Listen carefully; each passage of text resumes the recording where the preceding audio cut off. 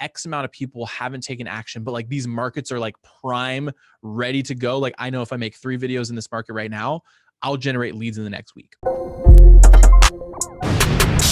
Hey guys, welcome back to another episode of the Designer Future podcast. I've got Aaron on today. Aaron, straight away, man, just go ahead and introduce yourself for me. Yeah, for sure. So my name, you just said it. My name is Aaron Martinez. A lot of people know me on my profile pictures. I wear this crazy suit. If you're watching on like the video version, you can see this. But I wear the crazy suit all over the place. And I'm one of the co-founders of a company called Revamped Real Estate, and we focus primarily on just YouTube content creation, how to grow on YouTube, generating buyers and sellers, ideal clients from YouTube specifically. And I'm sure we'll get more into detail of all that stuff. But that's just a quick intro about me.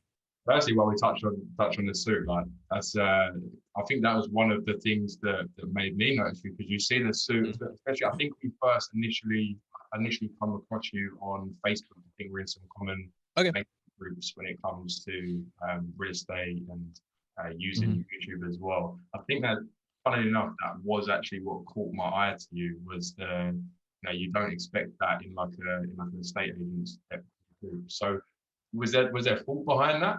Sounds like it. Yeah, well, it's funny you ask, because and people ask me that all the time.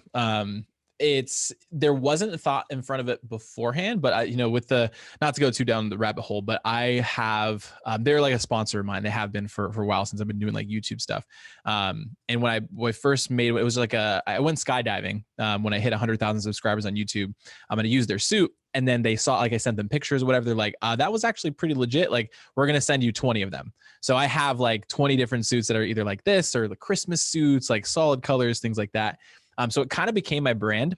And the profile picture, like it's funny, that picture that I use literally everywhere now was just this photographer that was at this event, and they were just like, hey, I want to like take a, picture of you. And I was like, all right, cool. And I just made this like random face. And now it's just the profile picture that everyone talks about. But it's funny that like it's a conversation starter, right? Just something that's different. It's that pattern interrupt. It's not like it's professional, but also not, which I think is like the happy medium between the two. 100%. And while we get, before we get onto the questions and stuff, just as you say that, there's a company in the UK that are doing really well recently. Have just come up. They've only started in the last couple of years, like a state agency. And one of their main things is like, we don't wear suits. So they've got like bright pink hoodies. And like you said, like everyone deems the real estate niche as like they need to be in a 3-piece suit. They need to be looking professional. I even had it before when I was doing a viewing, and I was in just like a shirt and trousers, and then a lady like opened the door and she was like, "Oh, are you the estate agent?" I was like, "Yeah." And she was like, "Oh, I just expected you to be in a suit." And I was like, "Yeah, okay, I'm hardly in a tracksuit, but okay." Yeah. But so Aaron, before we get into where we're sort of at now, just sort of walk me through, like you said, you've got channels with over 100,000 subscribers. You're obviously very invested in the property industry. But what was you doing before, and how did you transition into where you are now? Yeah, so that's a great question. It's funny, on some interviews we usually just talk about like, all right, how to generate leads. But thank you for asking a little bit more about me. That's great. So I've been on YouTube so I'm 26 now. I started when I was 13. So whatever that math is, like 13 years, I guess, that have been just consistently creating content on YouTube. I started doing stuff with like, old school gaming. Like, I don't know if you've ever played Call of Duty, but I'm sure people that are listening to this at least know what Call of Duty is. And I used to, like, as a 14-year-old, 13-year-old, just literally play the game and talked over it on YouTube. And that obviously went into a lot of other things. Got made fun of in high school a lot for making YouTube videos. And it's funny, I make this example all the time. A bunch of people like from then are asking me for jobs now, which is comes all full circle. But yeah, so from there, just like creating videos on YouTube and with really no direction, building up the following. It actually stumbled me upon being able to do like a brand deal like thing with Zillow. And Zillow, through that, I was like, well, I knew Zillow to be this, like, you can look at homes and things like that, and really have any interest, to be honest, in real estate. That's when I was about probably 19, 20. And then after that, I was like, you know what, like, this this is interesting, right? They flew us out to like this house in Malibu, California, like $30 million house to make some videos. And I was like, this is actually really interesting. Like I can see myself doing this. And then obviously went down the rabbit hole, doing a little bit more research about real estate. But I didn't really have like a direction there. So I started looking locally and I was like, well, there's a couple of real estate companies that are here local. Like I can just get like a mentorship with them and say, hey, I'll work for you, make some videos, whatever. And have that equal exchange. And that's how I kind of got into real estate. So from YouTube into the real estate side, worked with that company here locally for about 3 years. Then from there, I was like, hey, like I'm doing all this stuff with them. Let's try to do it myself, right? So I ended up leaving that company and just started my own agency, focusing on just advertising, marketing, video branding, everything that I was learning with working with them. And they were a pretty large operation, about 500 agents. So seeing that in that scale, was able to kind of take some of the best parts from that and also just incorporate into some of the stuff that we were offering. So yeah, in a nutshell, that's kind of where I started. Amazing. So you was always like making an income from YouTube when you was that young, or just explain a little bit about just if there's people that want to start a YouTube, not necessarily tied into real estate, but obviously you sort of dug deep into that process from early and obviously wasn't making money, I assume, for a very long time. Mm-hmm. Yeah. So that's a big question. One of the biggest questions I get when they're like, "Hey, you have this channel of 170,000 subscribers right now. You must be making a lot of money." And the answer to that is actually not really, not as much as you would think, right? So obviously, as a 16, 17-year-old, an extra, $2,000, $3,000 a month, I was like, "Oh yeah, like this. I'm living the life," So I think really where that like the main opportunity came from, because yeah, like AdSense, so you get ad revenue, things like that. But what I always tell everyone is to try not to get into YouTube to make money from it, because a lot of times it sets you up for failure, right? It's like you're doing it specifically for money, and then like the passion isn't there. You drop off when you don't make money instantly. I forgot the initial question, but did that kind of put into perspective? Yeah, for sure. Yeah, it was just about so you've always been able to like support yourself through YouTube. Oh yeah. You went into the property industry mainly because you was interested in it, not because you was like, Mm-hmm. oh, okay, YouTube's not working, I need to go and get like a 9 to 5, for example.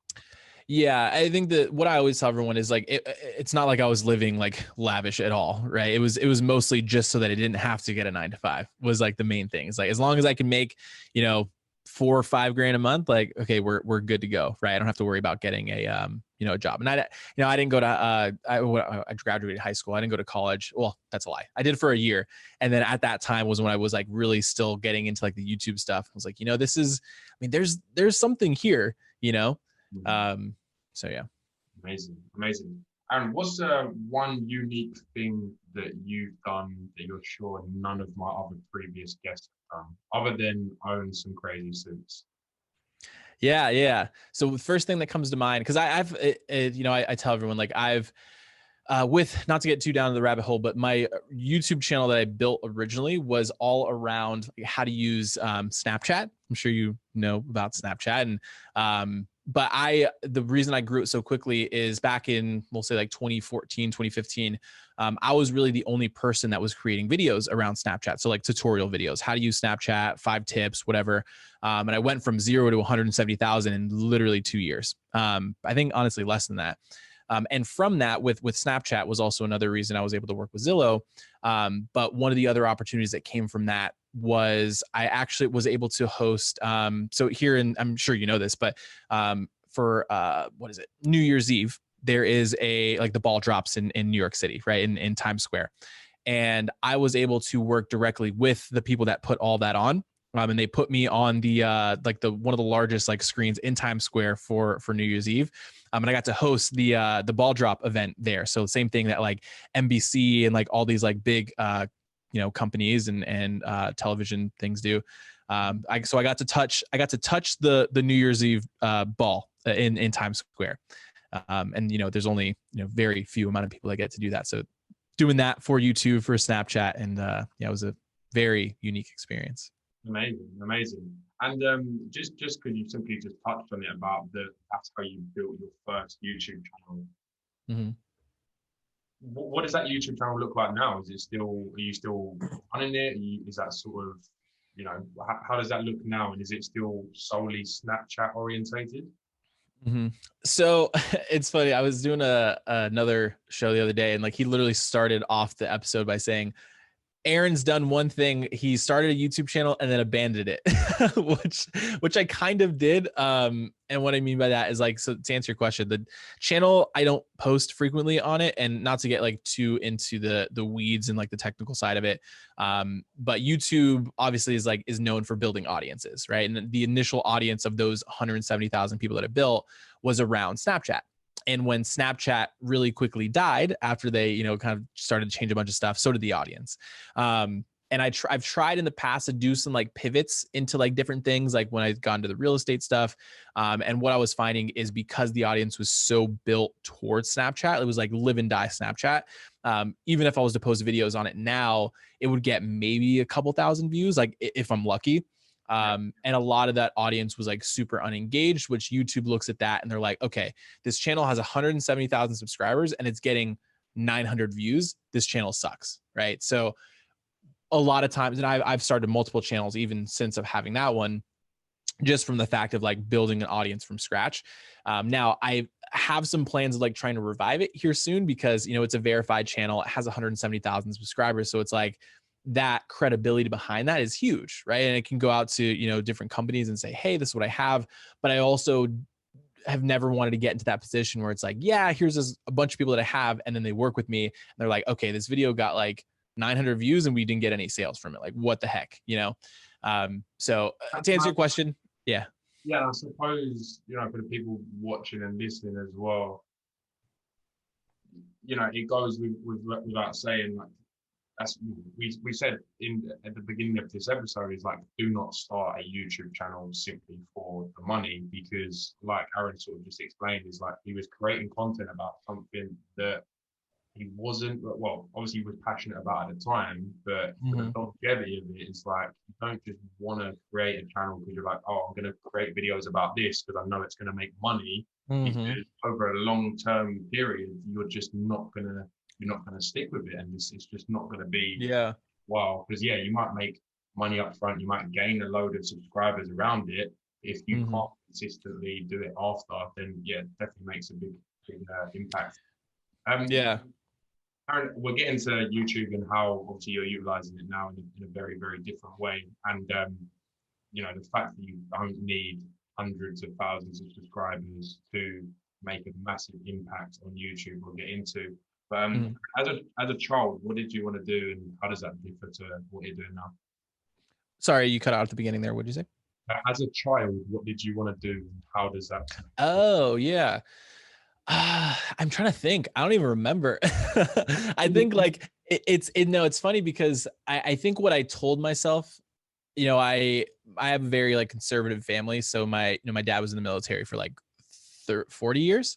And his plan for me was always like, go to college, get a job, that kind of stuff. So I think at a very young age, I was wired in that way. I was like, get a job. Like, I think I told myself I wanted to be a computer engineer, which it was just weird. Well, not weird, but just for my like looking at it back then, I'm like, why did I even want to do that? But yeah, I think like as soon as I started jumping on, and it's funny that like I talk to a lot, like I have younger siblings, and now it's like kind of socially acceptable to where like, let's say 20 years ago, people were like, I want to be president, I want to be an astronaut, I want to be a firefighter. Like kids are like, I want to be a YouTuber. Like I want to be a professional TikToker, right? I want to be an influencer. Like that's what people are saying. So honestly, like when I was 13, 14, when I first started the channel, was like, if I could just create videos for the rest of my life, like I'd be happy. And I'm super grateful. That's basically what I get to do. So amazing, man. Amazing. And, quickly touching on family, how did you go, well, how was the process in terms of, you was making a lot of money through YouTube as a young guy? How was that, trying to explain that to your family? Because I've been in the same kind of process where they can't really put two and two together. Like you said, the older generation, they see you need to get up in the morning, leave your house, go to work, job, get your money come in, and continue to do it. So how was that in terms of trying to not persuade them, but obviously show them, Mm-hmm. look, I'm making all this money and I don't need to go and do what you think I need to do. Mm-hmm. Yeah, that's a great question, because it's something that I not only me, but I'm sure, like, I mean, like you said, I'm sure a lot of people that are listening to this that are jumping into like the online space, like entrepreneurship. It's a very it was hard, like, to be honest, like, again, coming from a very conservative family, of that, like, very, very structured, like, you go to college, get a job. um I'd like to say that I cracked the code on that, but like, to be completely honest, even to this day, like, I don't talk to my dad too much about that stuff. Like, we have a great relationship, like, outside of the business stuff, but like, it just got to a point where, like, I've been trying to explain it to him for years. And it's like, I'm making these videos and I'm making this money. Is like, oh, okay, keep doing your online stuff. And it just got to a point where I don't try to explain it anymore. Um, but it was hard. It was hard up front, especially, and all parents are the same. They just want the best for you, and they want to make sure that you're making the right decisions and things like that. I can very distinctly remember, the conversation I had with my dad. I'm like, yeah, I don't want to go to college anymore. And he was just like, okay, well then what are you going to do instead? I was like, well, I'm going to do this, this thing that I have been doing for years that's been making me money. So I don't know if that answers the question specifically, but it was definitely like, I haven't cracked the code on that yet. I just kind of keep it separate, Honestly, I don't think anyone has really, because yeah, like you said, trying to explain to my family is like, I make these videos, people pay to advertise in front of them, and they're like, Mm-hmm. yeah, I suppose that is the pivot in generations of like you said, now people are growing up and that is the norm. It's not the norm to Yeah. want to do what they used to think they had to do. Um, Mm-hmm. if someone landed on this video and they typed in on YouTube, keywords on YouTube, but let's imagine that they don't know who I am, they don't know who you are. They've typed in how to make money online. Where would you suggest they start for the next month or so? So you're saying, like, if someone is finding this and it's like tips for them to make money online. Yeah, let's just imagine someone's typed in onto YouTube how to make money online. Somehow, magically, this is the first video. Okay. Yeah. So I think my answer would probably be very different. Like, even though I love YouTube and it's like what we teach people, I think it's very dependent on like the niche that you're in. So the first thing that I would tell someone is like, what do you love to do? Like, without question, like something, like, what would you do every single day if you, like, even if you didn't get paid for it, but like somehow your bills were paid for? And that's the thing that I would like double down on and figure out, and either teach people how to use this, because like the education sphere is massive. Like, that's what most people are, like, how people get paid, right? They're doing coaching, they're doing mentorship, they're doing courses, right? Courses are huge.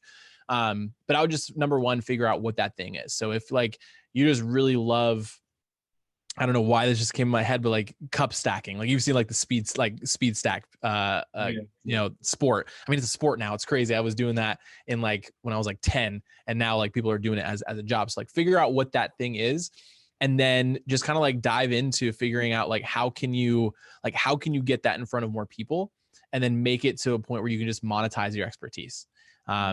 I think that's my biggest, like, in terms of like actual tangibles to that point. I think that's, I mean, a whole other episode, but I think that's just the biggest part, where it's like people get so wrapped up into like, well, I like this, but then I also kind of like this, and then I also kind of like this, and then they just don't spend enough time on that one thing that they would just be really, really passionate about, about teaching. Definitely, yeah. You almost become like a jack of all trades and master of none. I think Mm-hmm. that's pretty important as well. What you said of like, that's literally the exact same question I asked. Obviously, a lot of my videos are tutorial based content on how to make money online. And a comment I just read actually was, I made a video about 13 ways to make passive income, and the first comment was, do you suggest doing all of these or just doing one? And it's like, you're not going to be able to do all 13 of them, because then you're not going to be able to pay enough attention to one of them. So it's like, Mm-hmm. double down on one, make that work, and then implement another one, and then implement another one. So yeah, I think that's really important. And that's the first question I always ask is like, if you had X amount of money in your account, you didn't have to go to work, what would you be doing with your days? And Mm-hmm. sort of where where you look at and okay, how can you monetize that? Yep. Getting more into the YouTube side of things, how do you go about creating content? And do you have any tips for someone that's never created any videos before? Mm-hmm. Yeah. So you're talking more like on the real estate side or just in general for YouTube? In general, yeah. Yeah. So the first question that I always ask people is what is the goal with the channel? Right? What is the goal with the channel? Because where I see a lot of people either falling off or like go on to like the next thing is the goal or the things that they're doing are not in line with that goal. And a lot of times, like if you're not actively moving towards the thing that you want, you will get sidetracked, right? So I'll keep it as simple as I can. So if you're listening to this and you like your goal is just to get a ton of subscribers, right, and like build up an audience, you'll want to be a little bit more vague with the type of content that you want. So great example, like making money online. That's a huge space, but and this is where a lot of people mess up, is setting the wrong expectations of the amount of time that it takes to see growth on something like YouTube. Especially in a space that's as saturated as that. Well, not saturated, competitive. I don't like to use the word saturated, but as competitive as that is. So if that's the goal, then 100% just understand, have that expectation that it's going to be a grind, right? And then like the next tangible steps would be like, okay, downloading like SEO tools to see how many people are searching for specific topics. What is the competition behind that so that you can set that expectation of how long it's going to take, how many videos you need to upload, what is the best videos that you need to upload, and then creating a strategy behind that.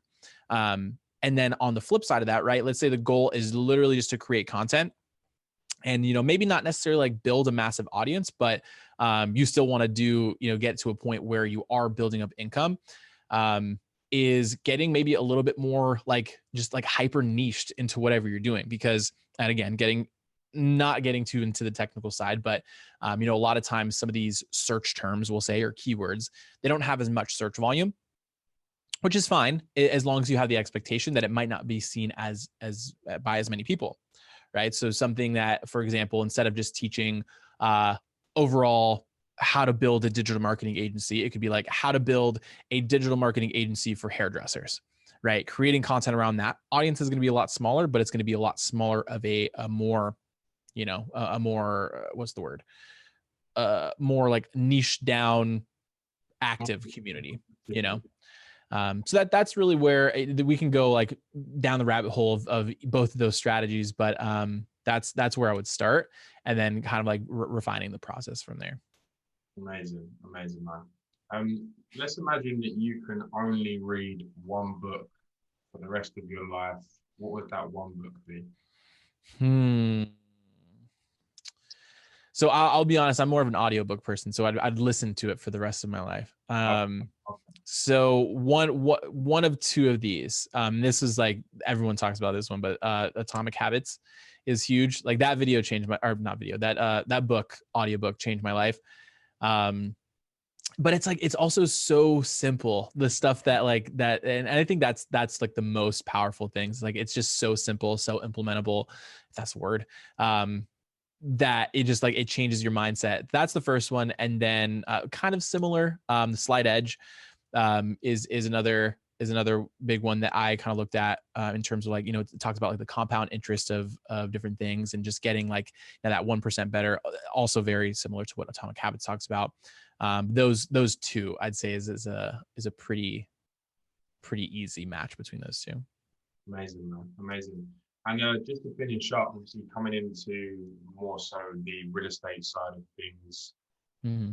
I know you're working with a lot of agents that are just getting started on YouTube, and obviously the power of not needing, 100,000 subscribers.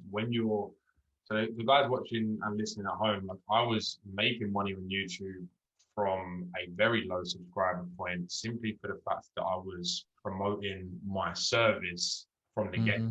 So like Aaron said as well, I wasn't making videos that hundreds of thousands of people wanted to watch, but even if I got 2 viewers and one of those are like, oh, okay, he's talking about this service and that's what I'm interested in because I'm using those keywords, that people are searching that, they have intentions behind those searches, right? So just talk me through a little bit, Aaron, how you're utilizing YouTube for real estate agents in America now is really not that common, I think, personally, in the UK. So I think there's definitely like a little in the market in the UK here for sure.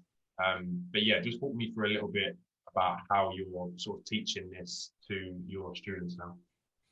Yeah. So with and this could be like, again, a whole other podcast episode because that's what we usually really break down. But if I had to bring it down to like the simplest part, two things. Number one, why it's so powerful. Number two, what most people are doing wrong and what you should do instead. And the reason it's so powerful, and in the real estate space, there's just so much noise in the marketplace when it comes to lead generation, right? So you have lead vendors like Zillow, realtor.com, Trulia, Redfin, all these places that will sell you leads. But like the intent behind those a lot of times isn't that high, right? It's like they almost get bait and switched into, oh, I want to see some more houses, but I have to put in my email and phone number before I do that. So it's like, yeah, they might be a little bit further down the funnel, but it's technically still cold traffic, right? Same thing with Facebook ads or Google ads or any of these pay to play platforms. Is you're paying to receive something, be it name, phone number, email, but it's still cold traffic, right? People that aren't, you have targeting and things like that, but it's still, people are scrolling through Facebook, they see it, there's no real intent there, right? For the most part. So the reason that it's so powerful is, you have people that are searching on YouTube for things that are, hyper local to a specific market. So, we work with people that have, great example. We have some that we're working with that just hit like 100 subscribers, but they've already made like 40 or 50,000 in GCI from like 3 videos, because again, those people are searching for specific things. So that's why it's so powerful, right? Because they're already searching for that thing when you can give them the answer to that thing. And then, subtle little call to action. Hey, if you need more help, if you have any questions, feel free to reach out to me. Right. And then they're reaching out to you, which makes it it's just so much easier of a conversation. Yeah. So that's the first part, is like why it's so powerful. It's just very different. The intent is there. People are searching for you, and when you can give that answer, they're going to reach out to you. The second part of it, in terms of like where most people are going wrong is, and not that there's like a right or wrong way to do YouTube, but again, back to the thing we said about expectations, is if you create videos that have a lot of search volume, a lot of times they're going to have a lot of competition as well. And where most realtors automatically their realtor brains go is, okay, I need to create a video about how to sell your house, or here's the 5 steps to buying a house, or here's how to get pre-approved, or all these types of like really really educational type topics. I think that stuff is great for Facebook and Instagram because you're grabbing attention from someone that's not actually searching for it. But where you are competing with is the thousands of other agents that are making that around the US. So what we teach instead, and you guys can even, whoever's listening to this could test this out in your own market, is you're creating a channel that is basically a travel channel that's disguised as a real estate channel. So you create videos like, and here's the first 5 videos that we always recommend people to make. We'll say Atlanta, for example. Just talk to someone in Atlanta. You'd make pros and cons of living in Atlanta, cost of living in Atlanta, where to live in Atlanta, top neighborhoods in Atlanta, and then the 5 things you need to know before moving to Atlanta, right? All of those specific topics don't necessarily tie into real estate, but they have high search volume and low competition. And we know that in basically every new market that we go into, it takes about 2 to 3 videos to really start to get people like reaching out. And at that point, game over. Right. We have people that we're working with now that they're getting 100% of their business from YouTube, and their teams, right? Like 4 or 5 people that have enough lead flow from YouTube for free. Remember, you're not paying for ads. You're not doing any of this stuff. It's just people that are already searching for you. So as you can tell, I can talk about YouTube all day long. Like, I'm super passionate about it, but that's really the 2 biggest things that we always talk about. Yeah, no, I love it. And, obviously I'm very, very passionate about YouTube for the same sense, really, because like you said, the power just from 2 or 3 videos, and the main reason, in my opinion, is, if someone, like you said, they're searching for something specifically, you answer their question, they almost feel like you're best friends by the time they finish the whole video with you. Subtle call to action. They want it because they've searched for it. It's not like clickbaited them into this video. You've answered their question. And by the time they finish the video, it's like, why would they go and choose another agent? They feel like you are connected so much. So it's like it's an absolute no-brainer from their end. That's absolutely brilliant, man. Thank you so much for coming on and spending the last half hour or so with me. Just to finish up, obviously this is the Designer Future podcast. I'd love to get you on maybe a year or so down the line. Yeah. What do you sort of see yourself doing in a year's time from now? Obviously, in all of these different situations. Yeah, that's a great question. It's funny. We were just doing you were having a little bit of a team meeting earlier today. And the thing is, and this isn't like anything to say like negatively to like agents or anything like that, but like, I think humans in general are very impatient. And what I mean by that is, we work with a ton of real estate agents, and I'd say not a big percentage of them, but there is a percentage of people that, we give them all the tools, all the strategy, all the knowledge, and they just don't do anything with it. Right. And that's not just real estate. That's everybody, right? Everyone that becomes impatient with something like YouTube. So, I started reverse engineering and figuring out like, okay, X amount of people haven't taken action, but like these markets are like prime, ready to go. Like I know if I make 3 videos in this market right now, I'll generate leads in the next week.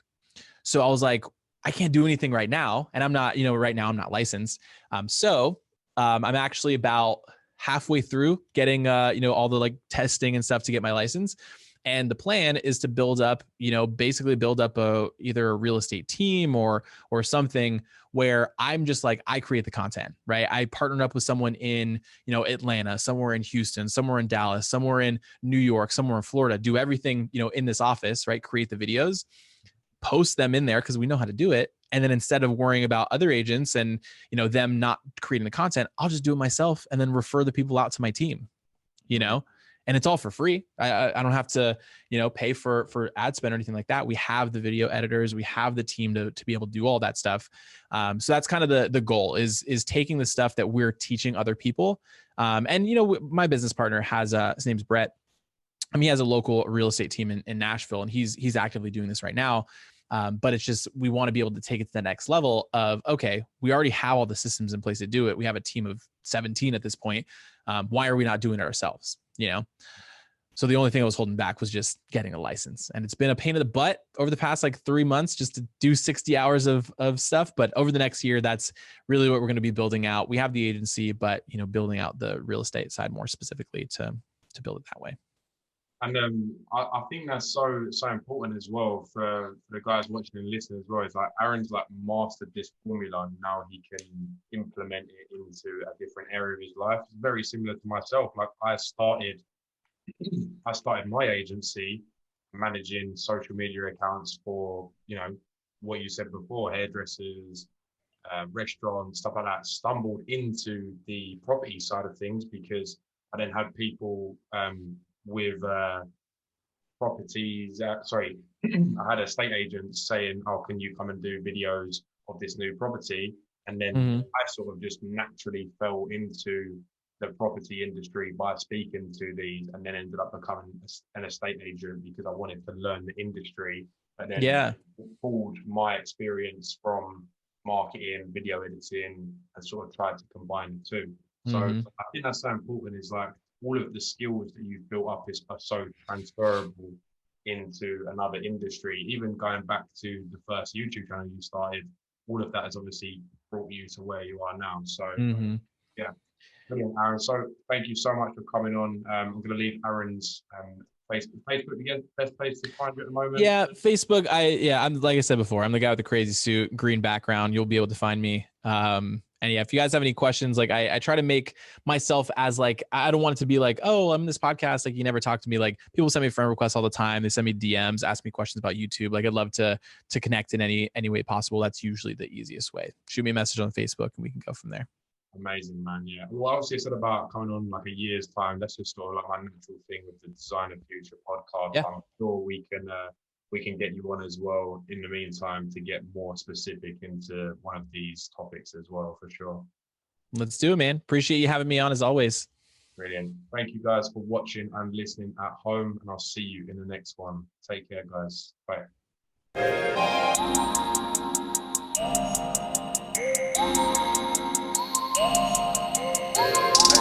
Hey, Honeywood 6.